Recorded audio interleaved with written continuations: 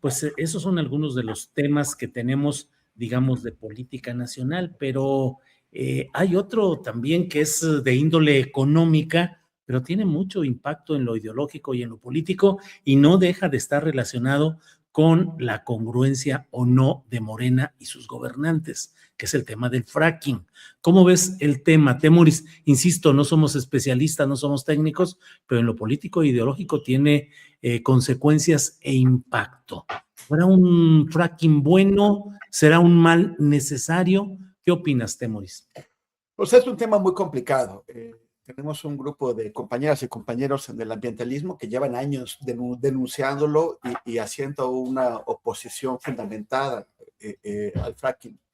Por el otro lado, están los que vienen desde la Realpolitik a decirnos, por ejemplo, en el contexto actual, ¿no? En donde se crea un conflicto gratuito del otro lado del mundo, en el Golfo Pérsico, un conflicto de capricho que, como se esperaba, se sale de control y eso tiene un impacto en muchísimas cosas, entre ellos en el acceso a combustibles. Y los países que no tienen asegurado al menos un importante porcentaje, si no la totalidad, de su abasto de combustibles, sufren muchísimo. Los precios se van a las nubes y eso afecta a toda la economía, porque toda la economía usa combustible.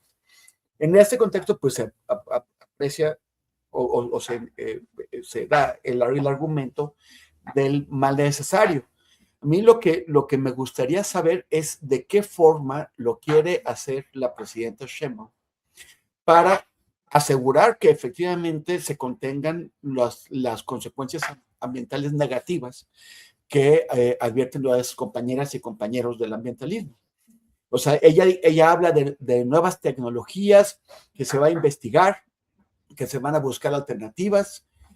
Pues suena muy bien si es que esas tecnologías efectivamente están disponibles y deberíamos conocer más. Además, de qué clase de regulación se va a establecer, se va a aprobar para garantizar que esas tecnologías no solamente se usen, si es que existen, sino que se usen bien, se usen efectivamente considerando una serie de cuestiones ambientales para impedir que vayan a generar esos daños. Creo que mientras no logremos transicionar hacia las energías limpias, hacia las renovables, sí seguimos siendo vulnerables y sobre todo vulnerables ante un vecino como el que tenemos, que es incontrolable y que es cada vez más irresponsable. Si vemos a Donald Trump y a su movimiento, porque no es nada más él, como un síntoma del desastre, del caos político que ya es Estados Unidos. Es un caos que nos afecta y depender de ellos en tantas cosas, una de ellas muy importante, como es el tema de los combustibles y el gas, pues realmente nos ponen aprietos y nos impide hacer una planeación correcta hacia el futuro. Entonces tenemos que ver esas dos cosas.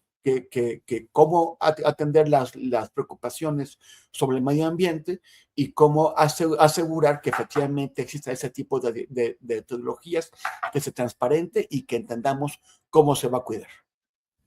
Bien, gracias, Temoris. Arnoldo, ¿qué opinas sobre este tema facilito del fracking, lo científico no tanto, lo tecnológico no tanto, pero lo político y lo ideológico, Arnoldo? Voy a decir algo que tú no me vas a poder contradecir, Julio.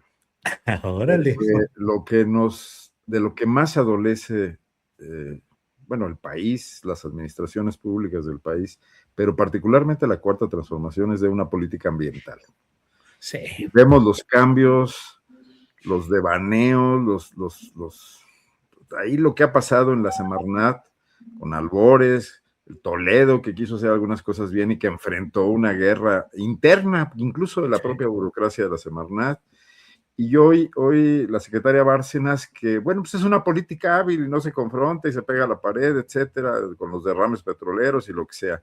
Y la Procuraduría de Medio Ambiente, en manos de una militante del Partido Verde, como Mariana Boy, bueno, pues tampoco es mucha garantía. Entonces, nos pueden decir que hay fracking sustentable, nos pueden decir que se va a cuidar todo, que hay comités científicos, pero si la instancia que tendría que ser la que primero apruebe planes y apruebe impactos ambientales y luego vigile y sancione en el caso de que esto no se cumpla, no funciona, porque vamos sin seguro de vida de ninguna naturaleza eso. Y es una tecnología agresiva con el medio ambiente. Desde luego, los que se dedican a esto pueden perfectamente hablar de remediaciones y de que se van a plantar unos árboles por aquí y por allá. En este país lo que más falla es la remediación. No la hacen ni siquiera los fraccionadores de casas, no la hacen las minas, por supuesto, a cielo abierto, no la hacen la industria automotriz. ¿Por qué vamos a creerles que lo van a hacer ahora?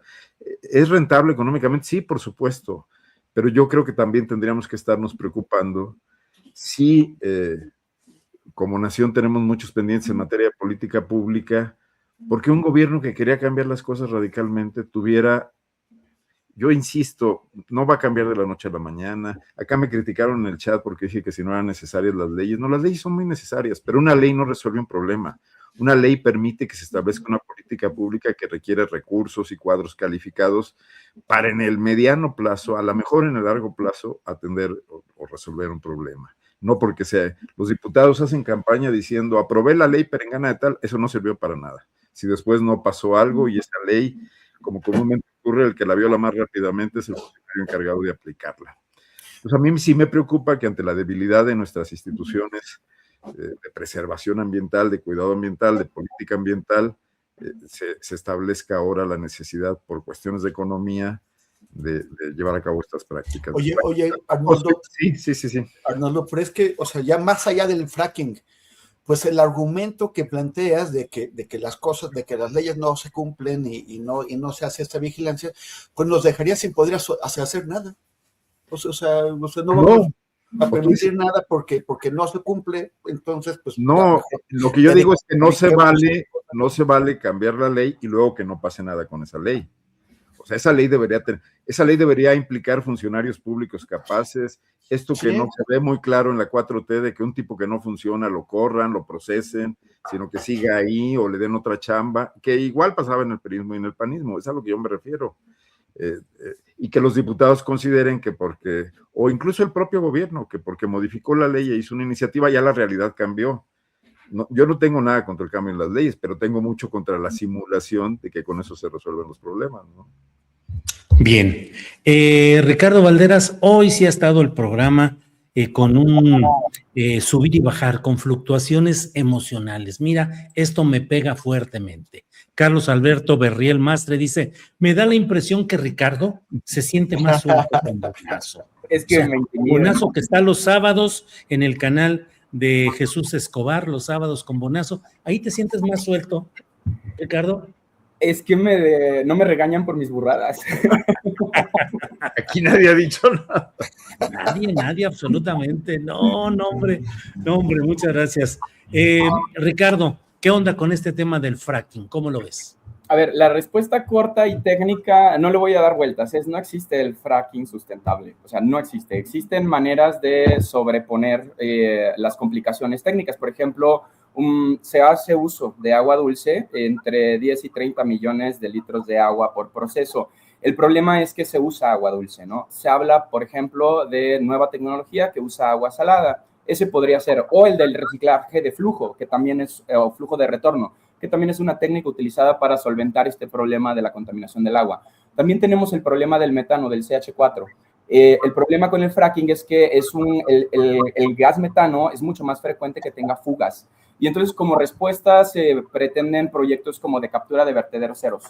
Es decir, siempre hay una contraposición para cualquier tipo de problemas. El problema con esas contraposiciones es que no necesariamente cumplen con requisitos de un mismo cauce. Es decir, si tú limpias agua del río Bravo, no deja de estar contaminado el río Verde y al final del día todas las arterias acuíferas están conectadas. Este es el primer comentario, que es un comentario técnico. No existe el fracking sostenible. Esto es un pensamiento anticientífico, por lo menos para mí.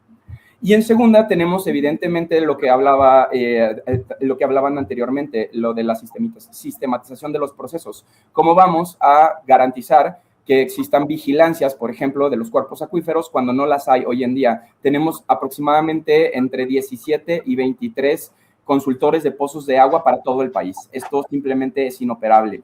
Tenemos también las fallas en el sistema ya que tienen que ver más con conductas humanas, ¿no? El incendio que hubo con Conagua durante el periodo de la transición, en donde se perdió un montón de documentos y lo que dice Arnoldo, ¿dónde están los responsables?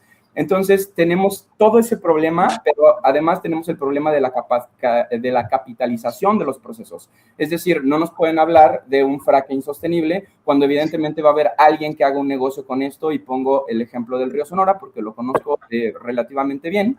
Y, por ejemplo, ahora mismo estamos pagando con nuestros impuestos que se apliquen medidas de remediación del daño en el río Sonora, cuando eso debió haberlo hecho la empresa desde un inicio. Y, por ejemplo, datos concretos, el 70% de la biodiversidad en México está concentrada en territorio comunitario. ¿Esto qué quiere decir? En ejidos. Esto va a generar un conflicto social. En segunda, tenemos también el problema con el acaparamiento de las tierras. Es decir, si no se han arreglado ni los conflictos en el RAN, en el Registro Agrario Nacional, ¿cómo queremos implementar este tipo de medidas sin un modelo de prevención previo que además sea eficiente, como lo decía Arnoldo? Bien, gracias, Ricardo.